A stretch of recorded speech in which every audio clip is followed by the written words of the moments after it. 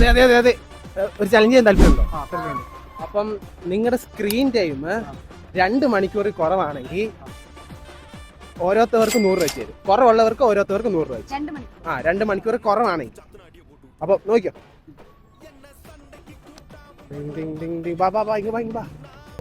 ചേട്ടൻ ചേച്ചി ചേട്ടൻ 1 hour 39 minutes ഉള്ളൂ.